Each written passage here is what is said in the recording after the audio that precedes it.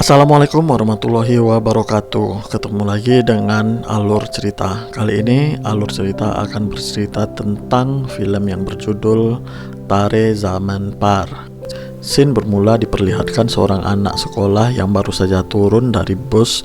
Dia bernama Ihsan Aswati, seorang anak kelas 3 SD. Sesampainya di rumah, Ihsan langsung melakukan kegemarannya, yakni melukis. Saat ditanya oleh ibunya tentang hasil ujian dan apakah ada PR atau tidak, Ihsan malah memilih lari dan bermain di luar.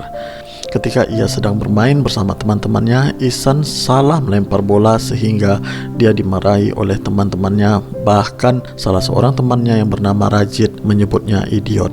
Mendengar hal itu, Ihsan marah hingga terjadi perkelahian di antara keduanya.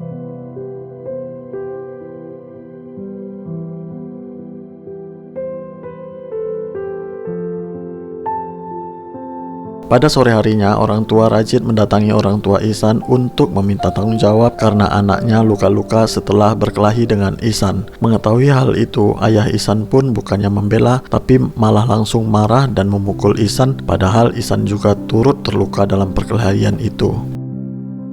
Tak hanya itu, ayahnya juga mengancam Ihsan jika satu kali lagi dia membuat masalah, maka dia akan dikirim ke sekolah asrama.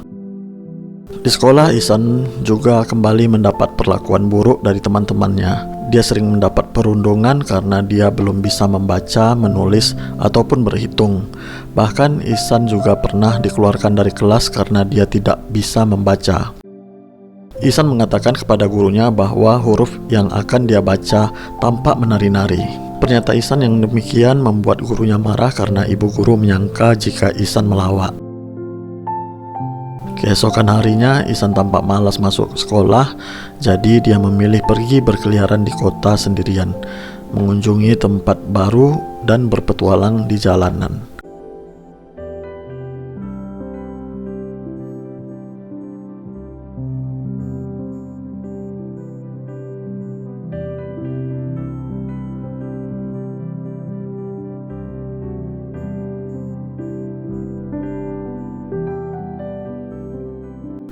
Pada malam harinya, Ihsan menceritakan pengalaman itu pada kakaknya yang bernama Yohan, sembari meminta tolong pada kakaknya untuk menuliskan surat izin palsu agar tidak kena hukuman.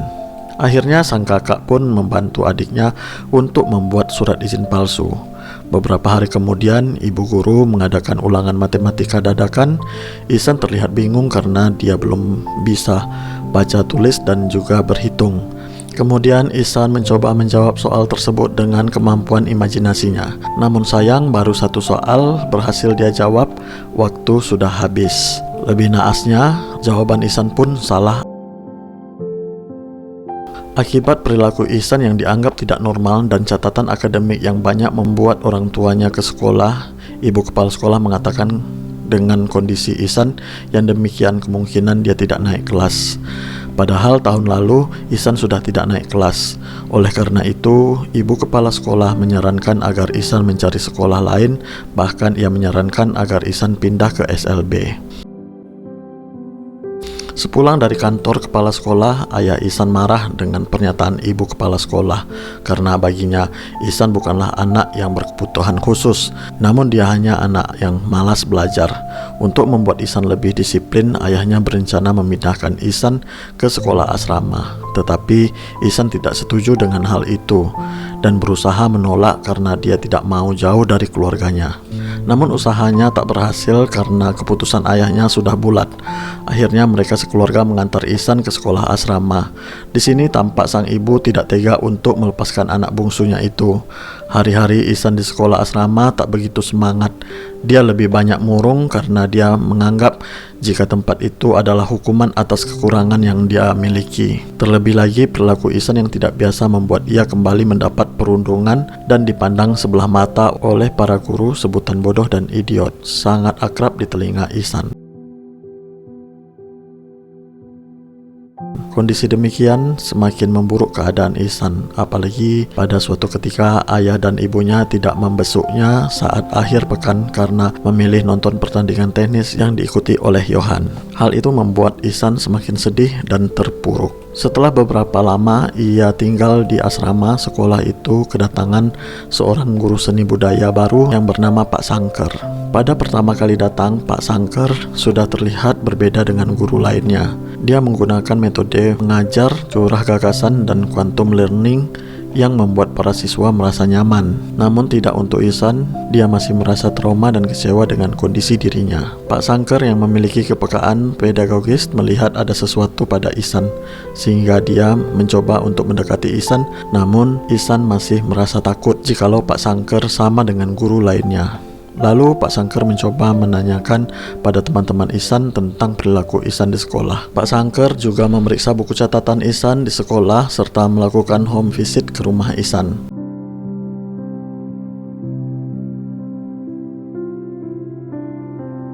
Dari beberapa analisis dan investigasi, akhirnya Pak Sangker dapat mengetahui jika selama ini Ihsan mengalami disleksia, namun selama ini tidak ada yang menyadarinya. Disleksia yaitu gangguan proses belajar di mana sang penderita akan kesulitan dalam membaca, menulis, dan berhitung. Hal itu disebabkan penderita kesulitan mengidentifikasi huruf dan angka. Pada saat home visit, Pak Sangker menanyakan pada ayah Ihsan mengapa mereka mengirim ke sekolah asrama. Ayah Ihsan mengatakan jika Ihsan susah diatur dan nakal serta keluhan yang lainnya.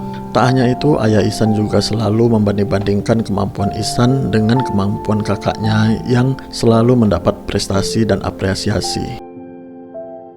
Pak Sangker kemudian mengatakan jika ayahnya hanya bisa mengeluh namun tak bisa memahami anaknya. Pak Sangker mengatakan jika selama ini Ihsan menderita disleksia namun tak ada satupun yang memahaminya. Namun ayahnya tak percaya, dia masih bersikukuh Ihsan hanya malas belajar dan nakal. Kemudian Pak Sangker menunjukkan berbagai bukti yang dia dapatkan agar orang tuanya pun paham. Pak Sangker juga mengingatkan pada ayah Ihsan untuk tidak membandingkan Ihsan dengan kakaknya, karena semua orang memiliki kemampuan masing-masing yang tidak sama. Pak Sangker juga mengatakan sesungguhnya Ihsan memiliki bakat melukis yang hebat, namun orang tuanya hanya fokus pada akademis dan nilai yang berupa angka. Setelah Pak Sangker pulang, ibu Ihsan menangis meratapi semua yang dikatakan oleh Pak Sangker. Selanjutnya, saat di kelas, Pak Sangker mencoba menceritakan kisah orang yang menderita disleksia saat masih kecil. Namun beberapa waktu kemudian anak itu dapat mengguncang dunia dengan penemuan yang dihasilkannya. Mendengar cerita Pak Sangker, Ihsan langsung tertunduk karena khawatir dia kembali mendapat perundungan. Namun, Ihsan langsung tegap ketika yang Pak Sangker maksudkan adalah Albert Einstein. Tak hanya itu, masih banyak orang berprestasi lainnya yang sempat mengalami disleksia seperti Thomas Alva Edison, Walt Disney, dan lain sebagainya. Setelah pelajaran selesai, Pak Sangker mencoba mengajak Ihsan untuk mengobrol dan mencurahkan perasaannya. Sejak itu, Ihsan mulai bersemangat karena ternyata masih ada yang bisa memahaminya, memberinya ruang untuk berekspresi sesuai keinginannya serta mendapatkan apresiasi atas hasil karyanya. Perhatian Pak Sangker tidak hanya sampai di situ, namun dia sampai mengusulkan pada Pak Kepala Sekolah agar Ihsan mendapatkan metode khusus, yakni ujian dengan cara lisan, karena hal itu dapat membantunya sebab jika penderita disleksia kesulitan dalam baca dan tulis, namun tidak terlalu kesulitan dengan ujian lisan. Pak Sangker juga berjanji akan memberikan waktu lebih untuk mengajari Ihsan membaca dan menulis dengan benar. Akhirnya, Pak Kepala Sekolah setuju dengan usulan Pak Sangker. Hari demi hari, Pak Sangker luangkan waktu untuk mengajari Ihsan dengan sabar. Dia membimbing Ihsan untuk belajar membaca dan menulis. Lambat laun cara itu berhasil dan sedikit demi sedikit, akhirnya Ihsan bisa membaca dan menulis.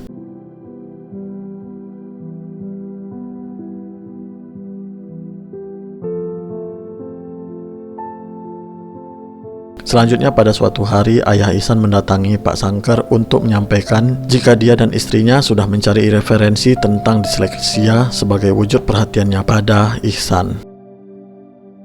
Namun, Pak Sangker mengatakan jika anak mereka tidak hanya butuh perhatian yang demikian, namun dia butuh orang tua yang bisa memahami dirinya, selalu ada untuknya, dan selalu melindunginya. Mendengar pernyataan Pak Sangker, ayah Ihsan hanya bisa tertunduk malu, dan ketika di halaman sekolah, tangis ayah Ihsan pun pecah saat dia melihat Ihsan telah bisa membaca dan menulis di mading. Beberapa waktu kemudian, Pak Sangker mengadakan lomba melukis untuk seluruh warga sekolah. Tak peduli siswa, guru, maupun karyawan, semuanya boleh ikut. Namun saat perlombaan hendak dimulai, Ihsan tak kunjung datang. Pak Sangker ke sana kemari mencari Ihsan, tapi tidak menemukannya. Ternyata Ihsan sedang di tempat lain untuk mencari inspirasi sebagai bahan lukisannya nanti. Saat perlombaan sedang berlangsung, akhirnya Ihsan pun datang dan ikut perlombaan, walaupun terlambat.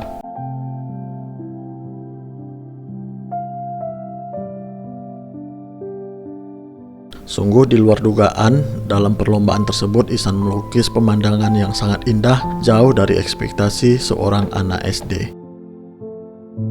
Oleh karena itu, akhirnya Ihsan dinyatakan sebagai pemenang lomba melukis dan karyanya diabadikan di buku tahunan sekolah.